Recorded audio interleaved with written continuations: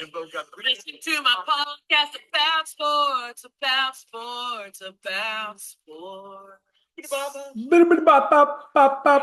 Howdy, Ags. Welcome to the Tailgate, home of Aggie football. Today's episode brought to you by Matthews Electric, full-service electrical contractor in the Brazos Valley. No job too big, no job too small. Call Blaine at 979-220-6403. Light up your home, light up your life.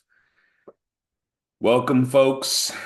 Don't forget to email us at agstailgate@gmail.com. Get on the YouTube, subscribe. Search the YouTube for Ags Tailgate to find us. Look, we're going to get right into it, man. It's coming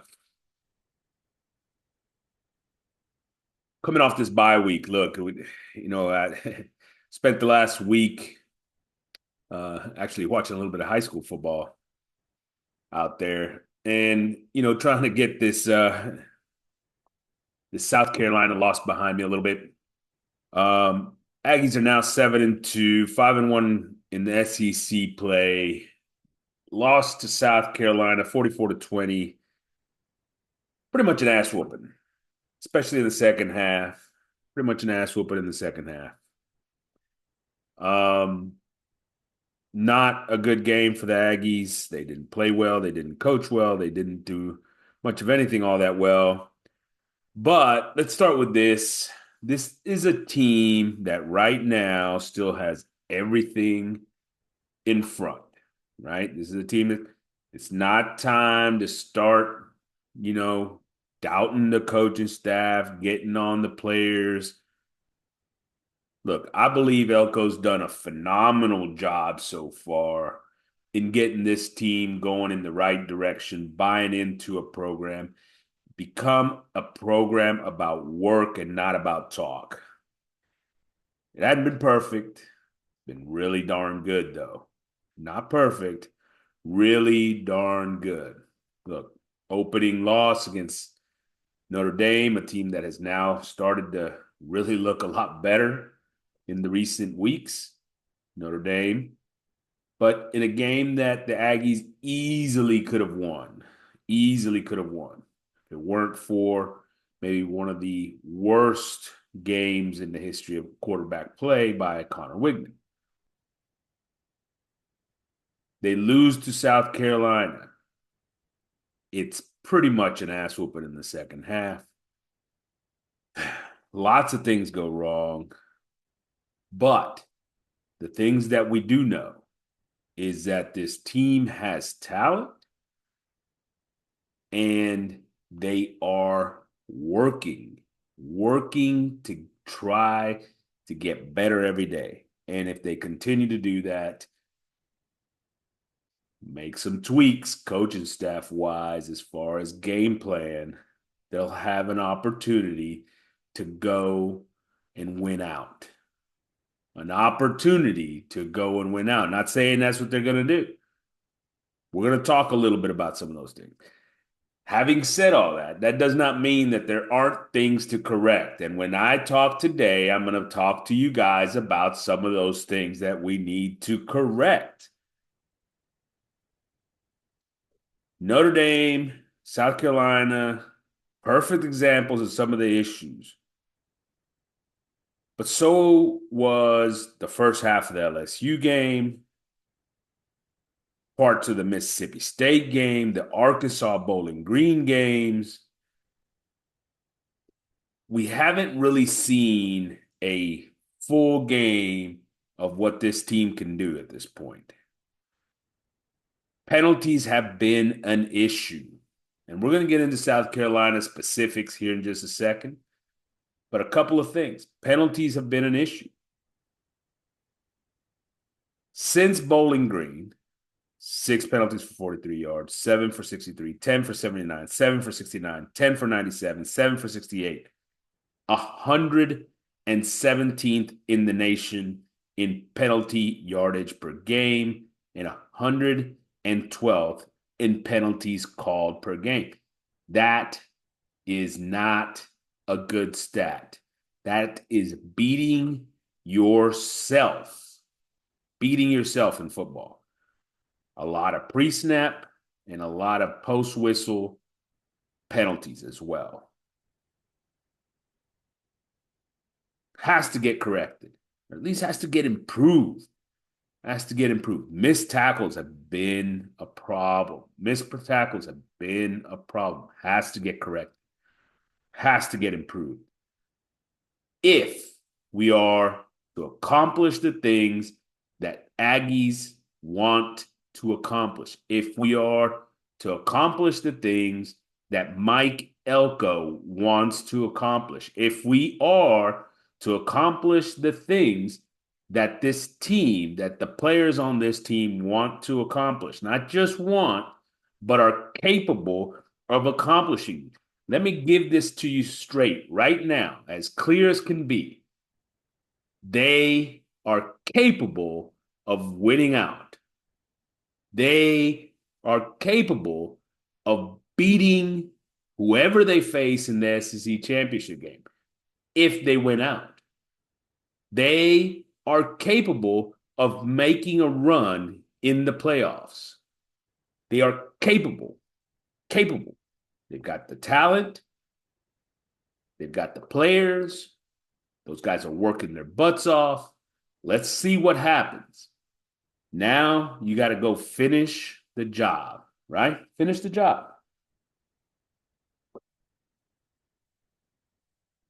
I didn't love what the team and the coaches came out and said after the game. I didn't. I didn't love it. Bateman comes out there and starts talking about players missing fits and whatnot, right? Klein's out there talking about execution and whatnot. Listen, throughout the year, we've done a great job as a coaching staff making sure that we're supporting those players and putting them in a position, taking the heat for them, off of them. And here's the thing. Bateman comes out there and he starts talking about players misfitting gaps. I just want to know, when you sit in there and have a game plan that's got 117 different fits, whose fault is it that they don't always get it right? When Klein talks about execution, but yet he's sitting in there and calls plays third and one, fourth and one, into a loaded box with four wide receivers out there, or three wide receivers and a shifting tight end that doesn't touch anybody. I mean, I don't want to hear that from them. They need to do better. Let's get into this South Carolina game. Offensively, let's start there. Offensively, and let's start with Klein's side of the ball here. Total of 350 yards. 4 fumbles. Only 1 loss, but 4 fumbles. 1 pick. 4 of 15 on third down and 1 of 3 on fourth. There's your game. 4 of 15 on third down, 1 of 3 on fourth. The 4 fumbles, only lost 1, but the other 3 put you in bad situations. The interception on first down, horrible. Now, here's the thing. It's the first pick Marcel Reed throws. I mean, he was trying to throw it away, didn't get it out enough. We need to do a better job of supporting these players in our play calling and preparation offensively. Offensive play calling all season long has been mediocre at best. At best. 66 in total offense, 54th in average per play, 77th in first downs, 116th passing. Been really good 15 in the rushing game. Marcel Reed, Le'Veon Moss, Daniels are part of that. Now without Le'Veon. 43rd in points. 51st in points per play. I mean, the stats just don't get you to a positive result. But let's get into specifics. And look, Marcel didn't have a perfect day by any means. Like I said, a couple of those things with the handoffs between him and the tailback, some of those were a problem, obviously. And hurt, killed drives. The interception obviously wasn't great. Killed a comeback, an opportunity to go cut it to one score.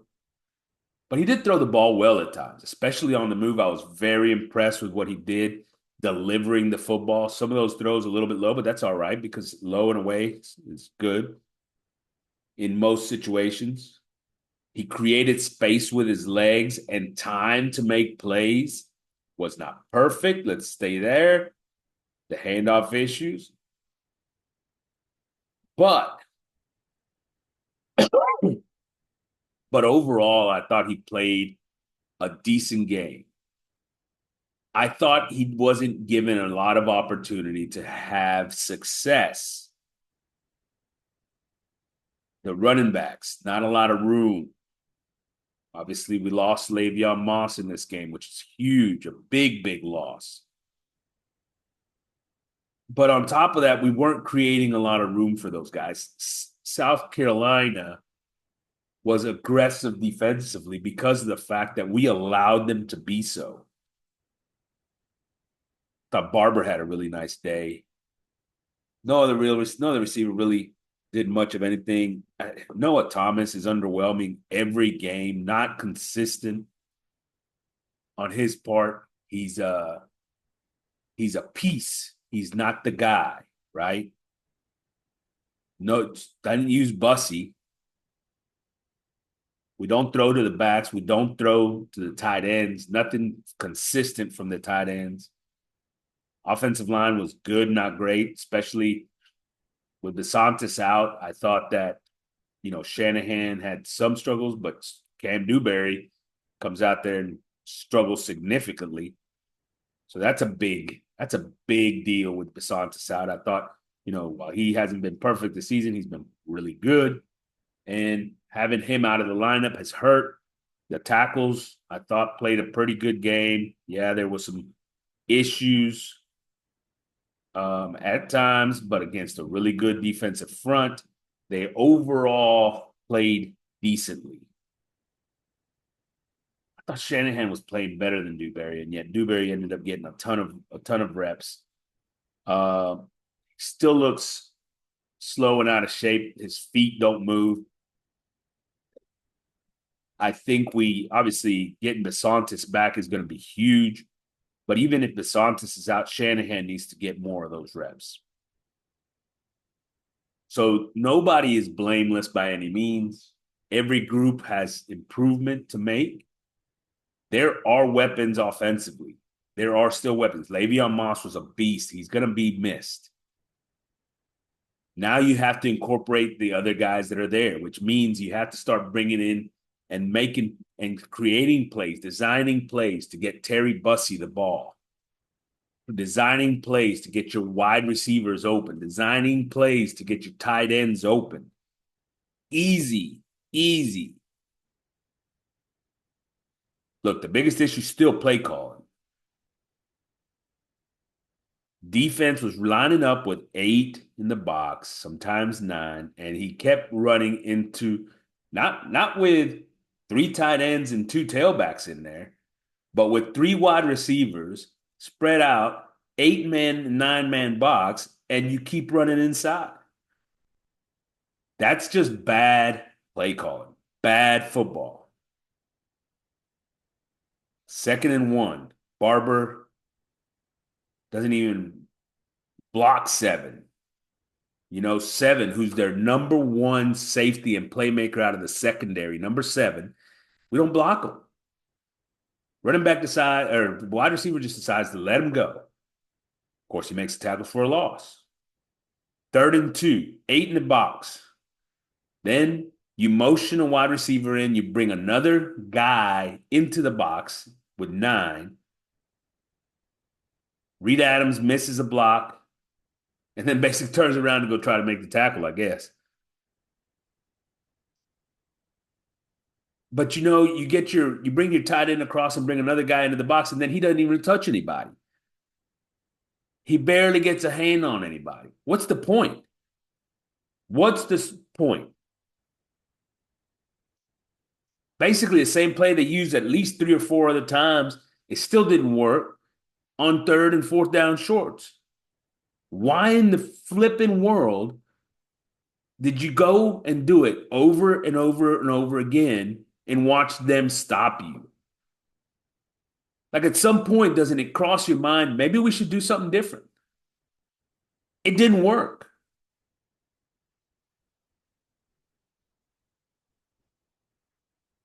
Look, Daniel's sitting there and he made it close. Nice run, breaks a tackle, almost gets there. But the defense is sitting there saying, well, look, we're going to press those wide receivers. We're going to press the wide receivers and we're not worried about it. We're going to bring everybody else in the box, press the wide receivers. You can't get a quick throw out there, and we ain't worried about it. No, not worried about you doing anything to hurt us. And if that's the case, we got a problem. In that case, take the daggone wide receivers out of the game, bring in three tight ends, and let's go power run. Bring in an extra offensive lineman, which, by the way, the time you did, we got a first down. 4th and 1, 9 in the box against 9 offensive players, including the quarterback. You don't do anything crazy. You see it's slow to develop. Then you walk him up. They pinch down inside, and you run the quarterback sneak anyway. Like, why don't you just let them prepare for what you're calling? Why don't you give it away? Just tell them what we're about to run and go down there and let them move the line and their defense, bring their guys in and up so that you can go ahead and stop what you're doing. You're also missing your best guard. You're down to your second or third center. Like, what are we talking about here? Is that going to be your best play call? Your quarterback's 180 pounds wet. The defense doesn't care about the pass. So why do you have wide receivers out there? They're not playing them. Bring in players that can block and move people. Let's go get something done. In that particular case, you had numbers on the edge. All you had to do is look up because all the defensive ends came in. They were inside of the tackles. All I got to do is go hit that gap that's sitting right there or on either side because came in hard inside, hard inside. Did we make a change? Did we do something to do that? Nope.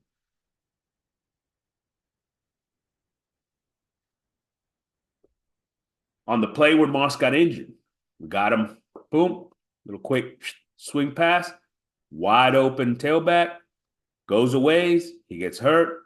Do we come back to it? Nope. Why not? Why don't we throw to the tailbacks? We don't believe in our wide receivers, clearly. Because when they're one-on-one with a man pressed in them, we don't go to them.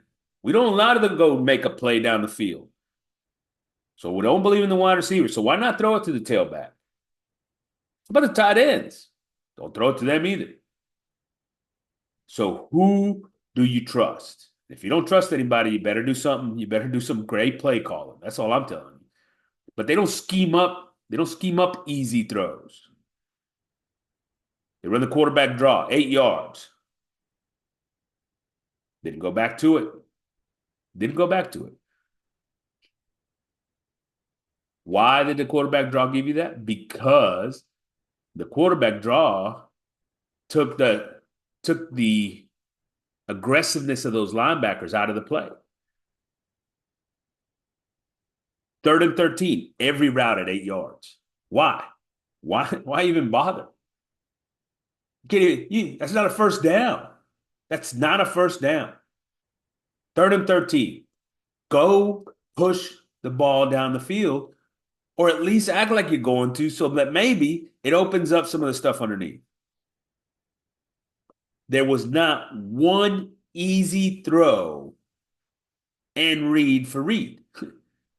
Like quick screens to the wide receivers, to the tight ends, to things. Nothing. No tailback screens, no quick hitters, no trick plays. Look, that is play calling. That is play calling. You know, go watch Georgia, who look, I watch a lot of football. My living room has three TVs in it. Three, all in my one place.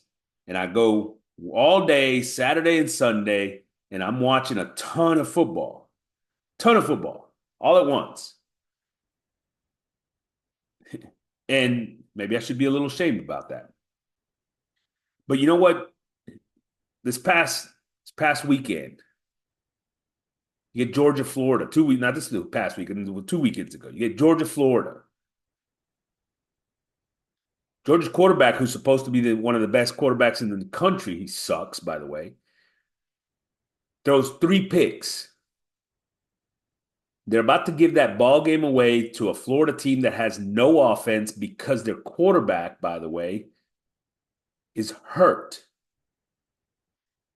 And they're down to their third string quarterback, a freshman from Yale. And they took the ball out of Carson Beck's hands. Everybody wants to talk about, oh, he's overcame three picks to win that game. No, he didn't. Go back and watch those plays when they ended up starts throwing screens, wide receiver screens, quick hitters to get the ball out of his hands so he wouldn't make the mistakes anymore and make easy reads with easy throws that they went down, scored, took a lead, and won a ball game. Go watch him against Texas. Whenever they sat him there and he had thrown three picks already or whatever it was, and then they started running plays that made it easy completions for him, easy gains. We don't see any of that for Marcel Reed. Where are the easy completions? Where are the wide receiver screens? Where are the tight end screens? Where's the tailback screens? Where's the throwback? Where's the trick plays? Where's just a quick, just throw it out there and go? A quick hitter. Boom. He's got 5 yards. Let's go. Hell, where's the fade route? Quick fade route. Just go. These guys are pressing you and they are literally trying to make you go over the top. And you just won't do it.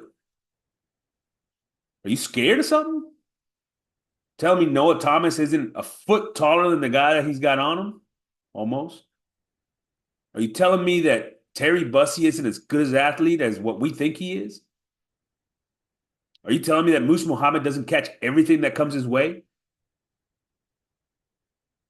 If you're telling me that they can sit in there, man up, with a safety on one of your three best receivers, we got a problem. But that's BS. That's BS. Don't tell me that because I've seen them make the plays. Make the call. Force them to back off. How about this?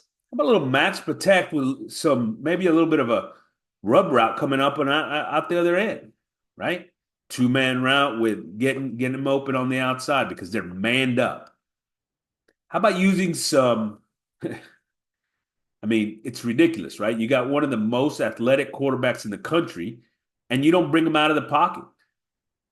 No sprint out, no play action, boot action. Like get him out of the pocket. Why is that the case? How come it is that we can sit here and how much I hate Texas. But I'll give Sark some credit at times because he knows when Quinn Ewers goes on his little Quinn Ewers ways and sits in there and he's ready to throw like 4 picks, he knows, hold on, let me scheme some stuff here. We're going to do something with a tailback swinging out this way after a motion coming back around and swinging, and then getting everybody flowing out there and then throw a little inside screen to the tight end or one of the wide receivers. Just an easy play call with an easy completion and an opportunity for those guys to make plays, athletes to make plays.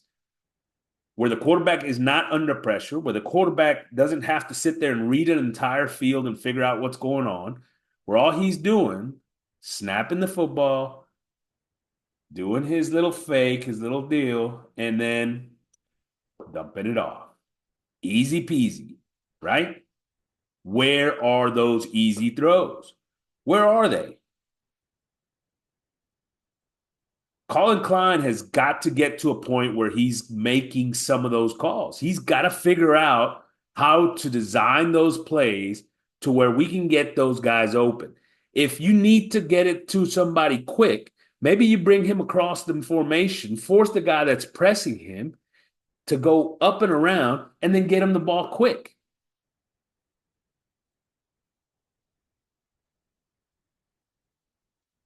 How about how about you sort of pair your plays, right?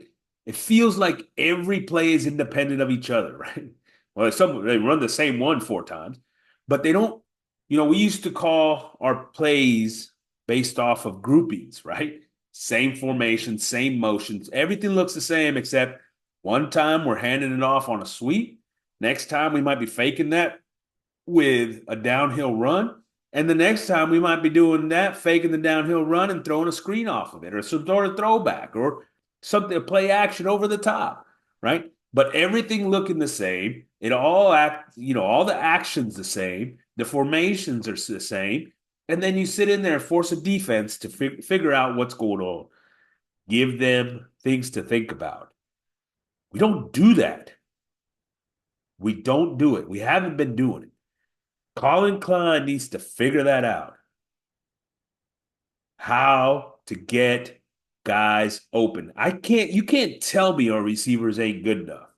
Because you know what? I watch college football and there's tons of guys out there that are wide open, not because they're the best athlete on the field, but because the play design got them there. Easy completions and yards. Great design.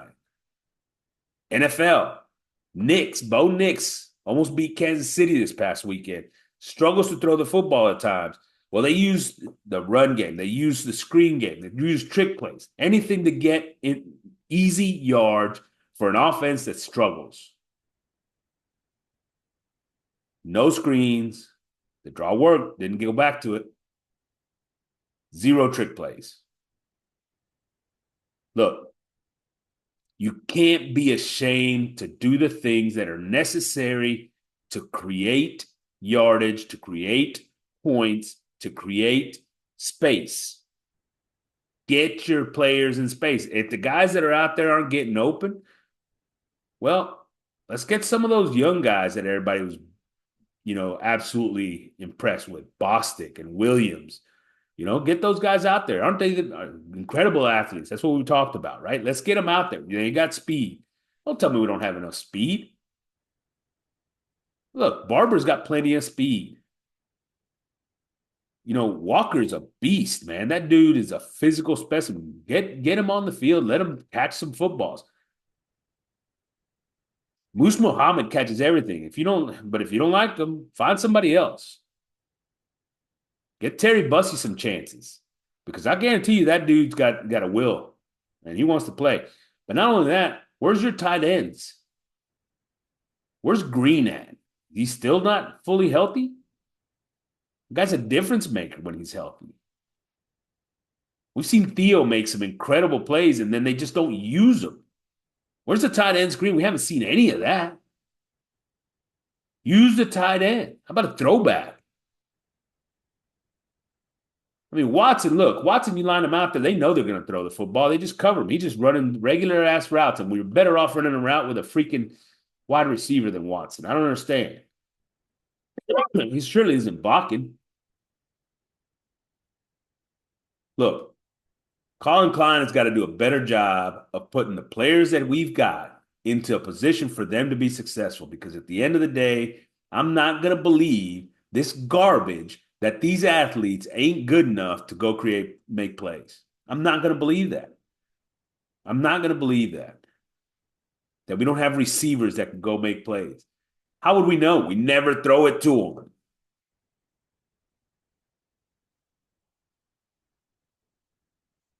And then you can't find ways to get Marcel Reed into space, get him out from behind that offensive line at times, get him out in the open. You got to do a better job there because that dude is also a playmaker. Every play we make is, by the way, mostly him. I just, we've got to do a better job of opening this thing up, creating space for the playmakers. Don't let a defense dictate by crowding you. If they're going to crowd you, you got to go push it. You get a couple of them. Don't listen. Don't think about it twice. The moment you get them down there one more twice, they're going to back up. Everybody thinks, hey, let's open this thing up by widening everybody out. 4 wide receivers. No, no, no. You know what? They want to bring everybody into the line. That's fine. Bring your tight ends into the line. Bring an extra offensive lineman in there. Let your 2 best guys sit out here by themselves or one, and then give him time to get down the field. Period.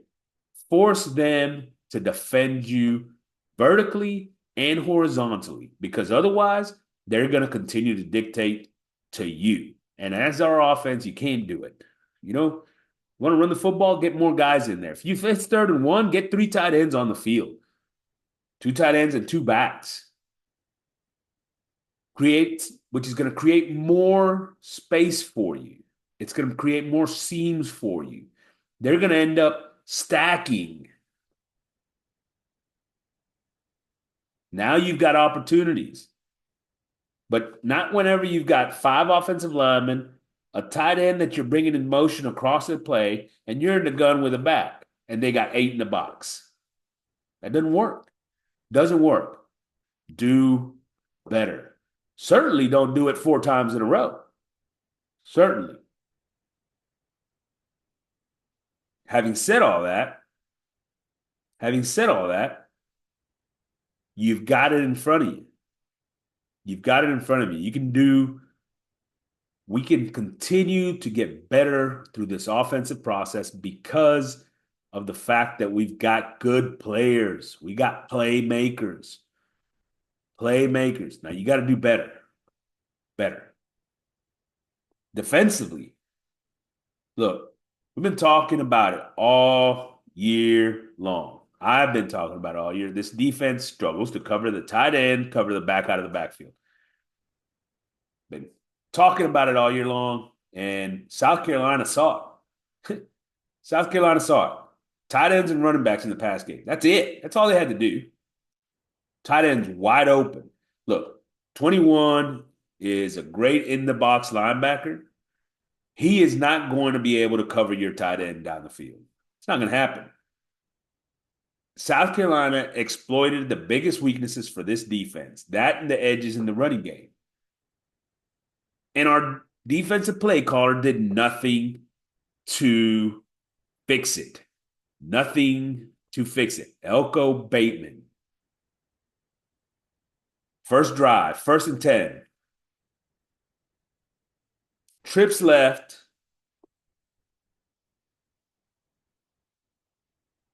And they run the option.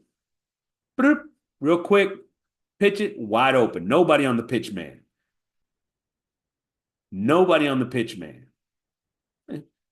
But then again, you got trips, and everybody else is down the middle of the field and on the other side. You got trips, you got 3 defenders, one of them's deep, to 3 wide receivers.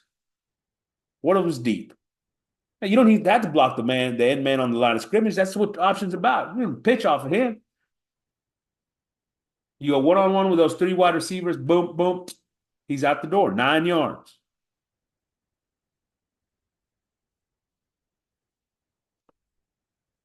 And trips, the safety, the 3rd defender out here on 3-on-3, backing up. He's backing up. How do you expect to stop that? Full 100% full flow to that side with the option, quarterback and back, linebacker standing still.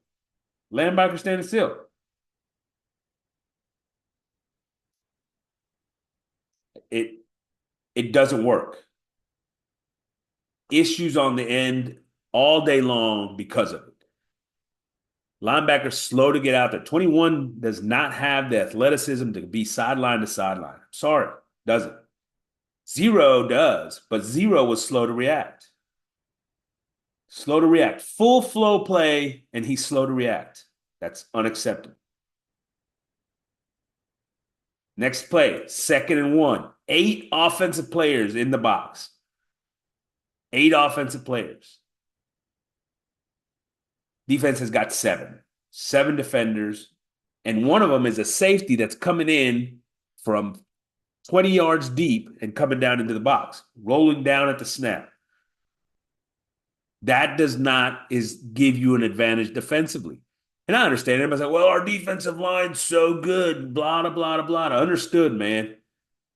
But when they got angles on you, and you're and those defensive linemen are all inside, what happens? Boop, and right on the edge. See ya. Those numbers don't add up. 3rd and 1. 10 offensive players all in there. 8 defenders and a loose quarterback that's falling off. They don't play the quarterback or the running back very well on a read. 1st down. 1st down. Next set of downs. 2nd and 1. They put a trips bunch on the left-hand side. Trips bunch on the left, right? So offensive tackle, 2 wide receivers, and a tight end right here. Trips bunch. Defensively, last man on the line of scrimmage is inside of the middle receiver, guys. 2 receivers outside him. Last man on the line of scrimmage. Hell, they got him blocked, no problem. Next guy over is a quarterback that's playing off. Yeah, where do you think they ran it? All they did was take the quarterback and run him right on out there. Beat by alignment. Beat by alignment with trips on this side, single wide receiver over there, by the way, and two on the outside on the other side. That's right. 2 on the weak side. 2 guys, defenders, sitting out there not touching a soul. You know why? Because they ran directly away from him. That's beat by alignment. That is what we call unsound defense. Beat by alignment. Once again, full flow to the left. The linebackers step inside. And of course they don't get out there. They get blocked right in the middle of the thing. But that's play design, fellas.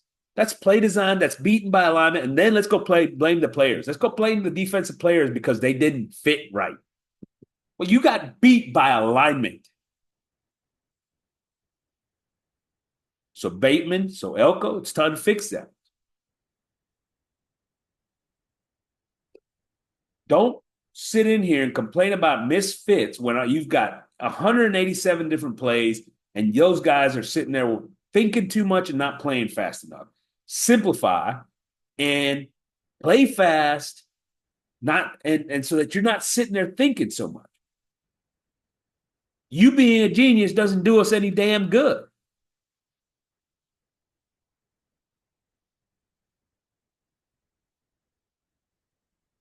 Let them play, man. Let them play. Slow player reaction is because they are over coaching, because they are over thinking. It is week 10. There's no need to have such complex situation where we're still trying to figure it out in week 10. Do what you do and do it well. You know, everybody's good. You want to get cute, you're going to get beat from time to time. You're going to get beat from time to time. Having said all that, you've got an opportunity to come out and fix those things. You had a bye week. This week we've got New Mexico State. Then you go to Auburn. And then you got Texas. Right now, all you got to do is start to open this offense up, let it go, let it go. Let these guys play a little bit. Let them have fun out there. Get creative. And you need to let this defense play. Play fast, play hard. Don't overthink it. Don't overthink it. Tight ends and tailbacks, you better figure that out because Sark will make you pay. Sark will make you pay. There's no question. With the little stuff that he does, he will get those guys the ball, and you're gonna have a hard time. So you gotta fix that. The tight ends have been open all year. Tailbacks have been open all year, even in times when they haven't gotten to them. Those are things that you're going to have to fix. Look, I love this defense, man. I love the personnel on this defense. I think they can do everything. Everything. Doesn't mean they have to do everything. You gotta get them to where they're aligned and they can go play fast. Aligned and play fast. Here's my other question. South Carolina comes into this game. They're a team that has struggled offensively, right? The one thing that they've done well is big plays. That's been their MO all year long. Big plays for the offense and big plays for the defense, for that matter, right? Turnovers and big negative plays, also big offensive plays. You force them to march the field, they're gonna make a mistake. They're not gonna continuously do that. And yet, your defensive strategy is from the moment you get there is to bring pressure and allow big plays. Create big plays for your defense, yes, but also create big plays for the offense. And sure enough, they hit them. They hit them and they hit you. Here's, these guys, when you run them in there and they're out of control, how don't you work that? How is it week 10? We haven't done that already. Out of control. Well, yeah, this guy's a pretty good athlete at quarterback. All he did was sidestep a guy. Goes right by him. Yes, you need to be able to tackle a big dude. Sure. But you have to be under control. Under control. Look, defensively, this team is as talented as it gets in the country. In the country. There's no better defensive line in the country. Depth-wise, talent-wise. You need to let them play. And you need to start putting them in a situation where they're going to be able to stop the things that people are seeing that this defense is giving up because of all the cute little extra stuff. Be very careful. Very careful. We're in a good place, though. We're in a good place. Georgia loses this past weekend, right? They get absolutely slaughtered by an Ole Miss team that's got 2 losses already. All of a sudden, the only teams with 1 loss, Tennessee, faces Georgia here in a little bit.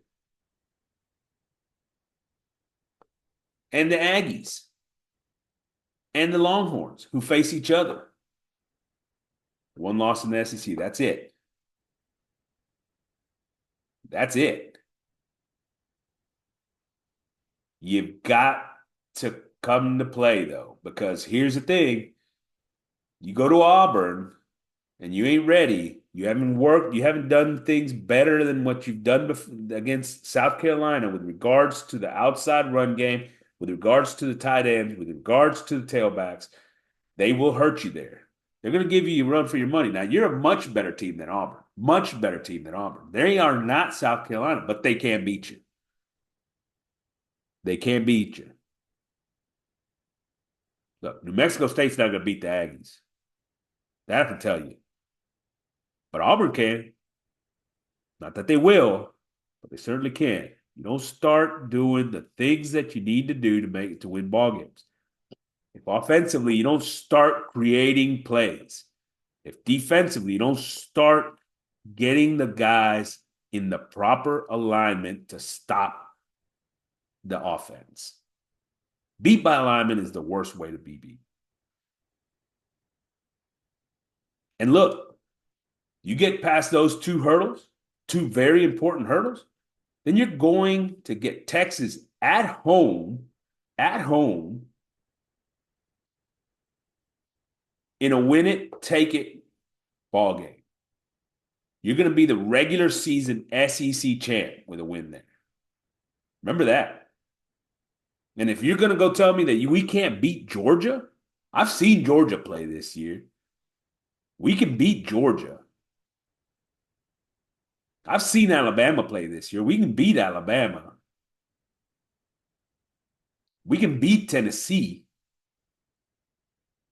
All those teams are very beatable. You get into the playoffs. Don't tell me we can't play with Penn State. Don't tell me we can't play with, you know, whoever the Big 12 championship, BYU. What are we talking about here? Colorado? I'm on Miami, who just got beat and have almost been beat 3 times.